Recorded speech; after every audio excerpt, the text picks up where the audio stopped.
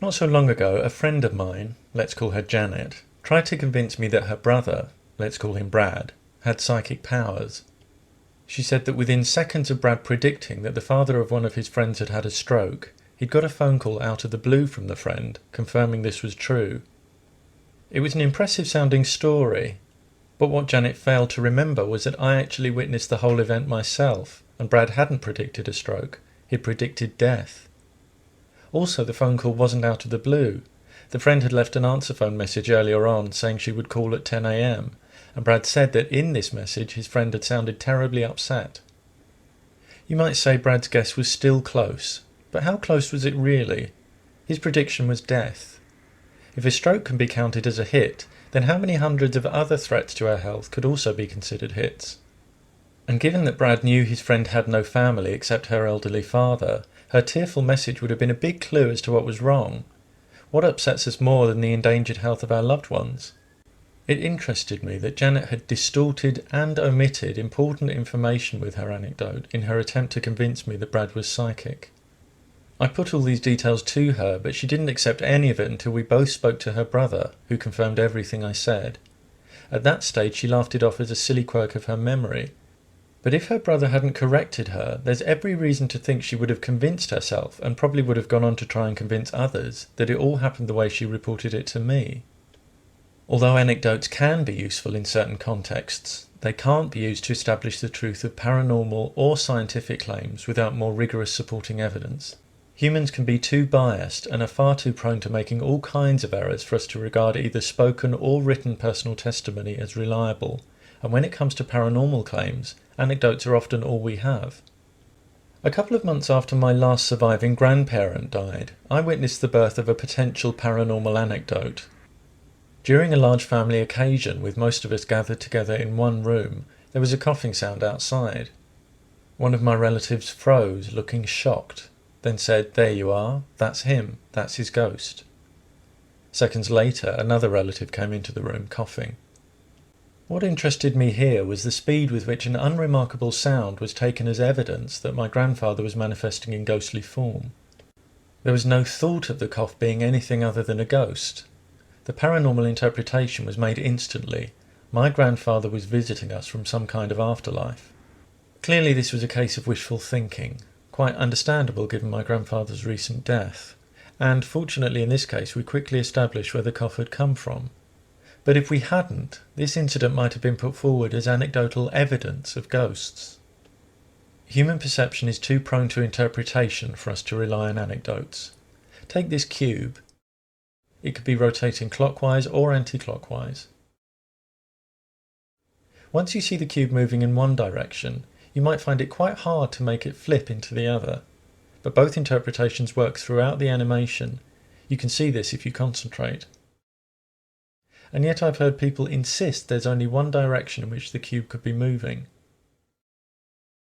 Perception, like memory, is an active process, prone to distortion in all sorts of ways. Our brains have to select, extract, and then reintegrate the information coming to us through our senses. And when the information has multiple interpretations or is incomplete or obscured, for instance if we're trying to see something in the dark or hear someone talking above loud music, we're apt to make mistakes. Sometimes we experience illusions without realizing it. Sometimes even the knowledge that we're being presented with an illusion isn't enough to stop us experiencing it. This is a static picture, and yet it appears to be moving, especially when you shift your attention left to right or up and down. In this picture, the straight lines appear oblique. In this picture, dots appear where no dots have been drawn.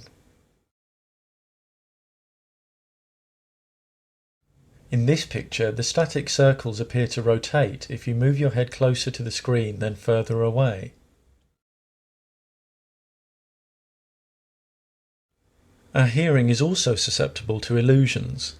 One fascinating auditory illusion is the so-called quintina, a ghostly high-registered fifth voice that emerges when four lower male voices harmonise in a particular style of Sardinian a cappella singing. This illusory voice is thought by some to be the voice of the Virgin Mary, when it's actually only an effect of the particular notes and harmonics achieved by the male singers. Our perceptions aren't always trustworthy, which is another reason why it's important to have corroborating evidence that can be independently assessed. Of course, many people aren't always trustworthy either. Some set out deliberately to deceive others, motivated by financial or other personal gain. Fraudulent psychic mediums often use the anecdotes of their clients to reel in more gullible victims. Corrupt companies often print bogus testimonials saying how their miracle products cure all kinds of health complaint.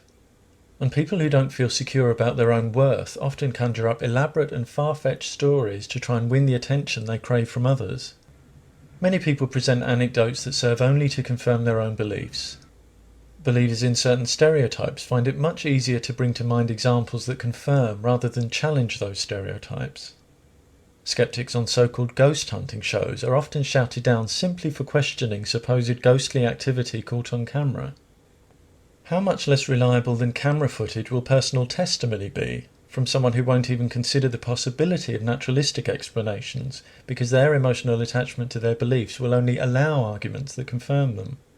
Some might ask, aren't skeptics of paranormal explanations just as guilty of confirmation bias? Skeptics don't state as fact that paranormal phenomena don't exist. If they do exist, skeptics would want to know.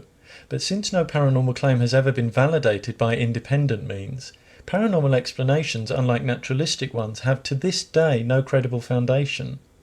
Now that may change, but only when sufficiently rigorous evidence is produced, and that doesn't mean personal testimony.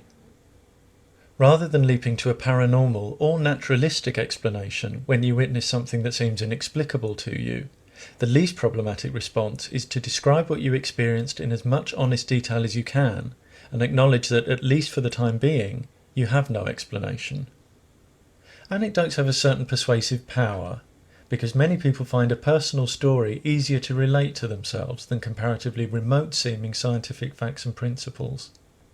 But when we're listening, for example, to someone's account of what they believe to be a paranormal experience, we have no access to the event being described. At best, all we have is the person's memory of a perception of an event, with no way of ascertaining the accuracy of either the memory or the perception. Even when someone presents an anecdote that contains factual information, we can't draw reliable conclusions, because as single observations, anecdotes have no statistical value. We can't extrapolate from one case, or even a small number of cases, and make generalizations about all cases. A person who boasts that they've never developed skin cancer despite 50 years of sun worshipping, and therefore declares that sun worshipping can do you no harm, makes the mistake of presenting his particular experience as typical of all experiences. Whilst it's useful to acknowledge exceptions to trends, exceptions don't refute trends. Identifying trends involves careful consideration of all available data, not just data provided by biased or interested parties. Anecdotes can be useful and have a legitimate role in certain circumstances. They're powerful vehicles for the communication of human experience, and as the preamble to an argument, an anecdote can help establish the personal relevance of the argument, though the argument will of course require more substance if it concerns a factual claim. When they're documented in careful detail, anecdotes can provide useful information for medical case notes, and in general science they can be useful in pointing the way towards possible areas of future research. But without more rigorous supporting evidence, there are many reasons why they can't be accepted at face value as establishing the truth or falsity of paranormal or scientific claims. An anecdote can be a good starting point, but it can never be the whole story.